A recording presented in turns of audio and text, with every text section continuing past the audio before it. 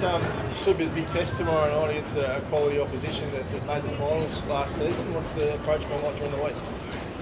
Yeah, we've had a good week. Obviously, after the double last weekend, finished on a good note on Sunday, and then had a couple days recovery and a light session, and then we really got after it yesterday. So, yeah, we were trying to put some things in place to come up against the Hawks, who are playing very well, and they got a lot of momentum right now. How much easier? I know it's your job, and Scott doesn't like talking about doubles and stuff and travel, but how much easier is it when you've got one game to focus on a week rather than two?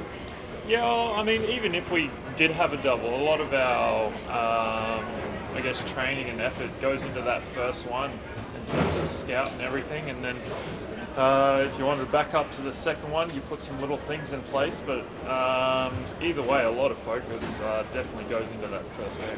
You must be really happy at the moment. It seems like a bit of the old school Jackies, that real defensive DNA, grit and grind, get down in the mud type stuff. And I saw that against Perth. You must be happy with how you've been able to implement that early in this season. Yeah, it's definitely a Jackies of old. I turned to Fab during that third quarter when scores were it was late third quarter and it was low to mid 50s, and yeah, it kind of took me back to the first year of the Jackies, and we were struggling to score a bit, but we knew the defence would hold up, and although we made tough work of it in the end of that one, I mean, you go to overtime and there's still low 80s on that scoreboard.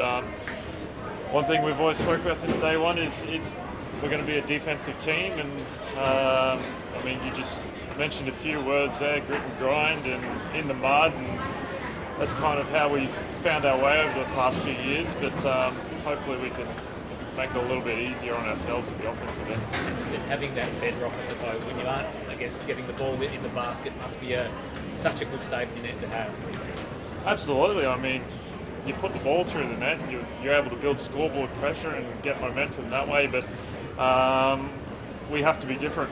We have to find ways to stay in the game when the ball's not going through the hoop, and that's defensively, junking it up and making teams do something different that they're not usually doing. And I think over the first 4 years and now into this season, you can see the way we defend, and it's helping us out a fair bit right now.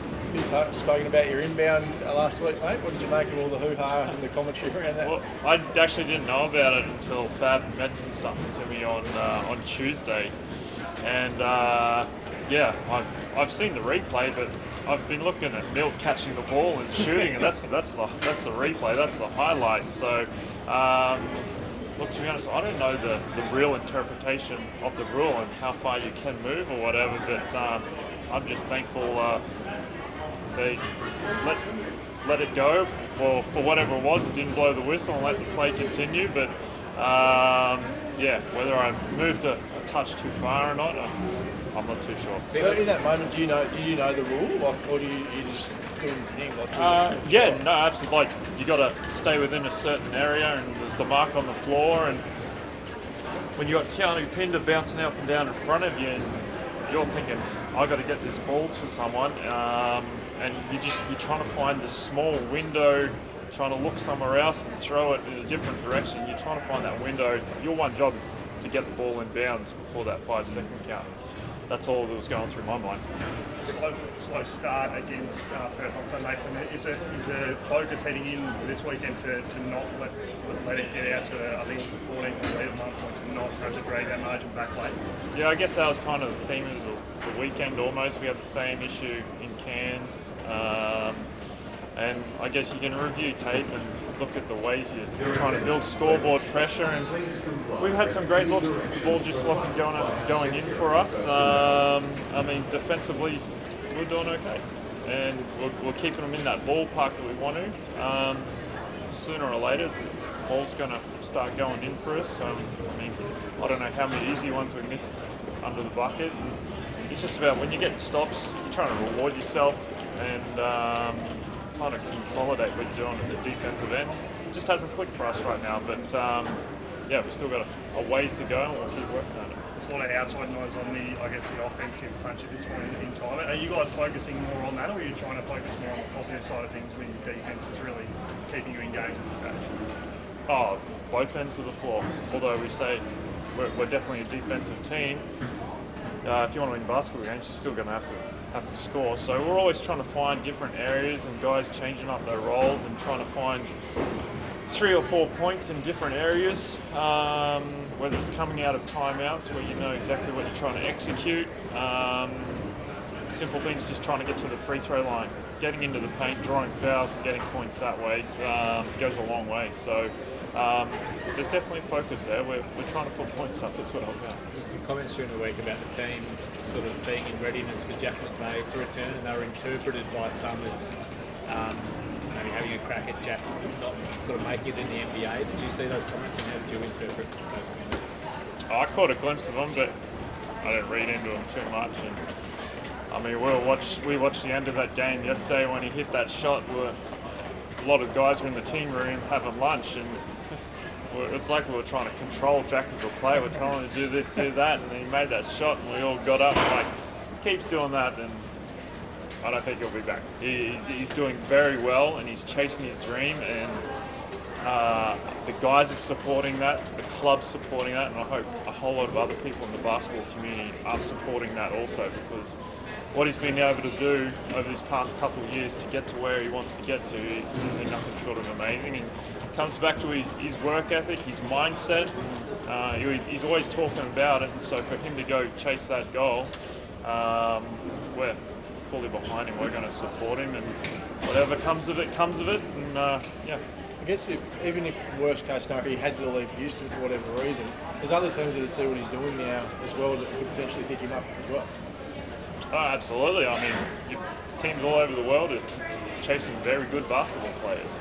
So I guess that would, whatever path Jack goes down with the NBA or whatever it is, it's going to be his decision. I guess unless it comes back to the NBL and he still has rights with the Jackies. And yeah, I guess any more thoughts beyond that, probably beyond me. Yeah. We had Milt on the radio this morning, and we asked him about becoming an Australian citizen, and something that he's super keen on doing by the sound of it, which is exciting. He even mentioned about playing for the Boomers. What's your thought on that? Imagine having 3 imports and toilers and an Australian.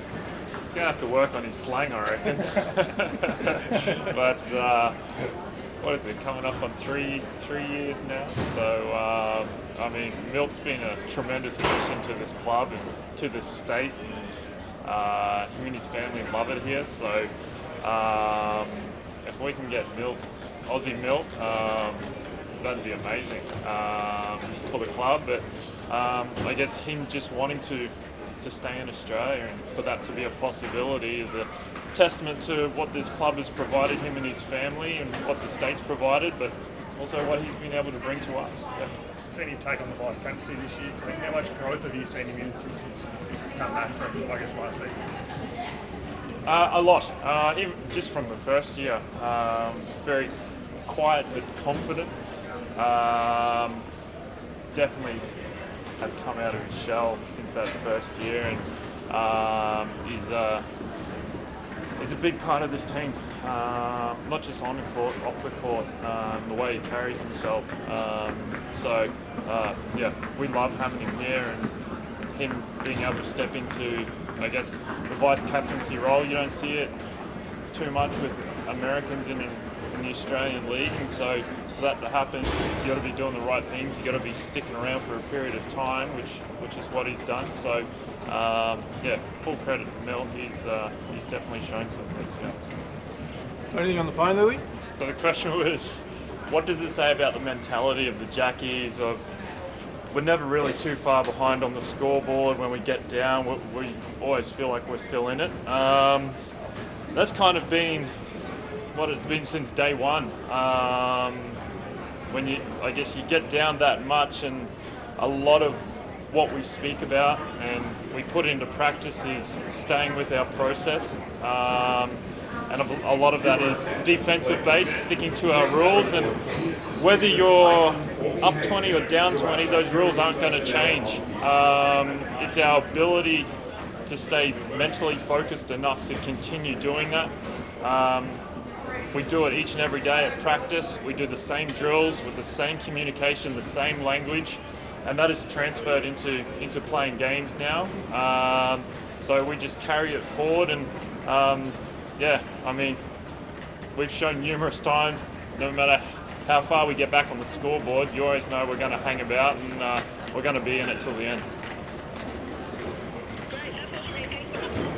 Do you mind if Lila asks you a question, Clint? Go for it, Lila. Which player do you think is going to score the most points tomorrow?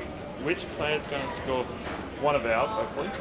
I'm going to go with Jordan Crawford.